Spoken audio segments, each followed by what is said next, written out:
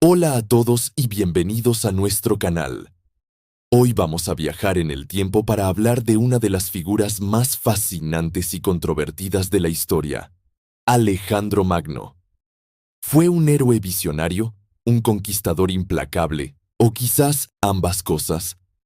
Acompáñenme a desentrañar la vida de este joven rey que, en poco más de una década, cambió el curso del mundo antiguo para siempre.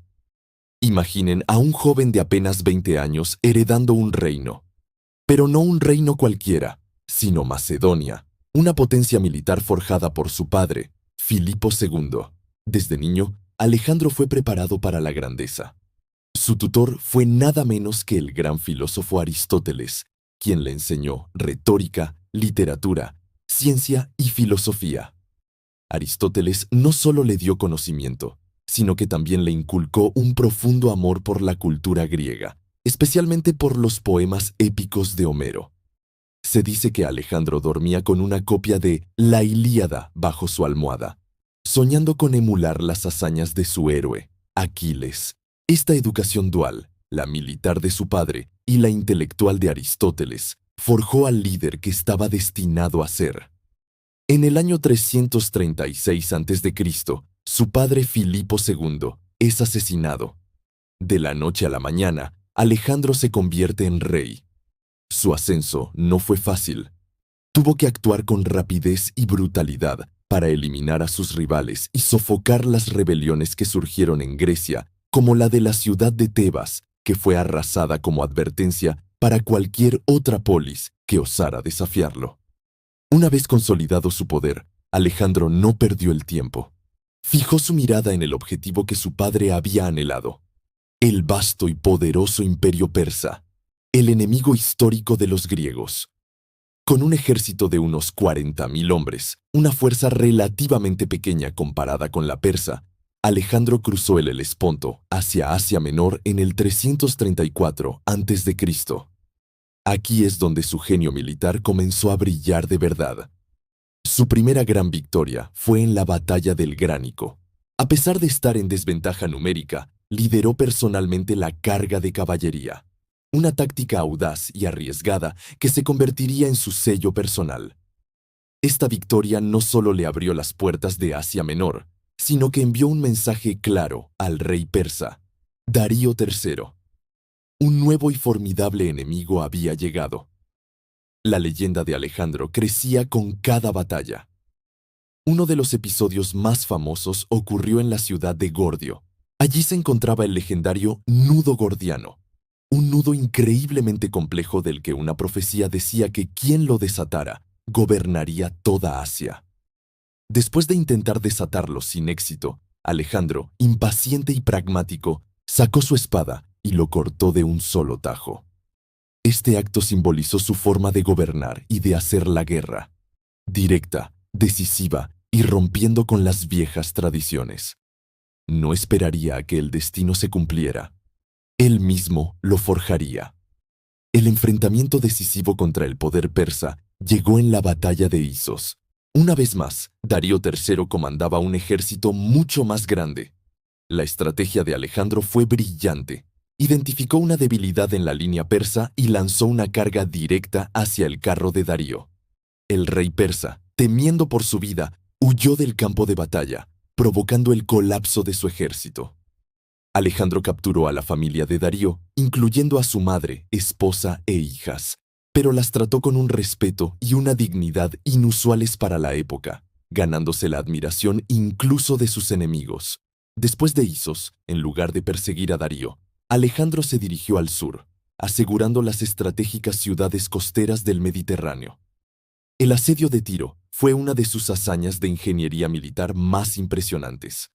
La ciudad estaba en una isla, aparentemente inexpugnable. Durante 7 meses, Alejandro construyó una calzada para llegar hasta sus murallas. La caída de Tiro y luego de Gaza le abrió las puertas de Egipto. Allí fue recibido no como un conquistador, sino como un libertador del yugo persa. Los egipcios lo proclamaron faraón y lo reconocieron como hijo del dios Amón. Fue en Egipto donde fundó la ciudad más famosa que llevaría su nombre, Alejandría, destinada a convertirse en el centro intelectual y cultural del mundo antiguo. Con Egipto bajo su control, llegó el momento del enfrentamiento final. En el 331 a.C., en la batalla de Gaugamela, los ejércitos de Alejandro y Darío III se encontraron por última vez. A pesar de la abrumadora superioridad numérica persa, la táctica y disciplina del ejército macedonio, combinadas con el genio de Alejandro, resultaron en una victoria aplastante. Darío huyó de nuevo, pero esta vez su autoridad se desmoronó por completo. Poco después, fue asesinado por uno de sus propios sátrapas. Alejandro, al encontrar su cuerpo, le dio un funeral real y se proclamó su sucesor, el nuevo rey de Asia. Pero la ambición de Alejandro no tenía límites. No se conformó con ser el rey de Persia. Quería llegar hasta los confines del mundo conocido. Su ejército, exhausto pero leal, lo siguió más allá del imperio persa, hacia territorios desconocidos en Asia Central, enfrentándose a terrenos difíciles y a una feroz guerra de guerrillas. Fue en esta época cuando se casó con Roxana, la hija de un jefe bactriano, en un intento de unir a los pueblos macedonio y persa y legitimar su gobierno. Su viaje lo llevó finalmente hasta la India. En la batalla del Hidaspes, se enfrentó al rey Poros y a su temible ejército de elefantes de guerra, una visión aterradora para los soldados macedonios. A pesar de las dificultades, Alejandro volvió a triunfar, pero la batalla fue costosa. Quedó tan impresionado por la valentía de Poros que le permitió seguir gobernando su reino como su vasallo. Sin embargo, esta fue la última gran batalla de Alejandro. Sus hombres, agotados tras 8 años de campaña ininterrumpida y lejos de casa, se amotinaron a orillas del río Ifasis. Por primera vez, su ejército se negó a seguir adelante. Con gran pesar, Alejandro tuvo que aceptar dar la vuelta. El regreso fue brutal. Dividió su ejército, enviando una parte por mar mientras él lideraba al resto a través del terrible desierto de Gedrosia. Miles de sus hombres murieron de sed y agotamiento. Finalmente, en el año 323 a.C., regresó a Babilonia, la nueva capital de su vasto imperio. Comenzó a planificar futuras campañas, incluyendo la conquista de Arabia, pero sus planes se vieron truncados.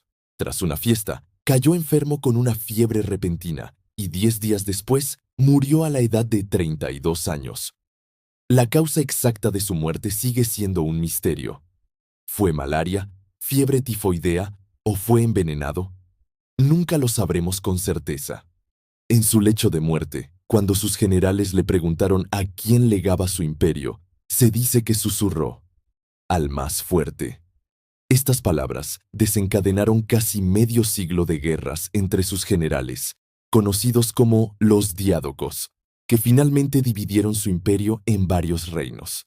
Entonces, ¿cuál es la importancia de Alejandro Magno?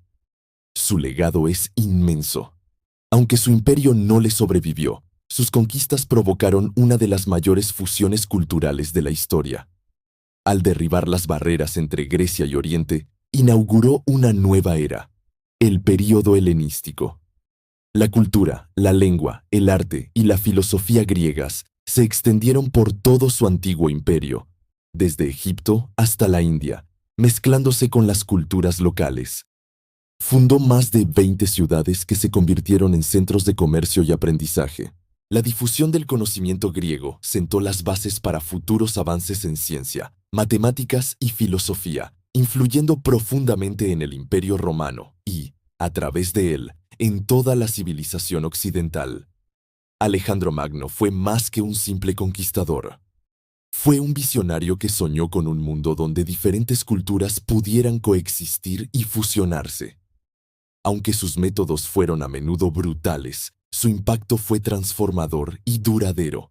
Su vida, corta pero increíblemente intensa, sigue siendo una fuente de inspiración y debate casi 2400 años después de su muerte.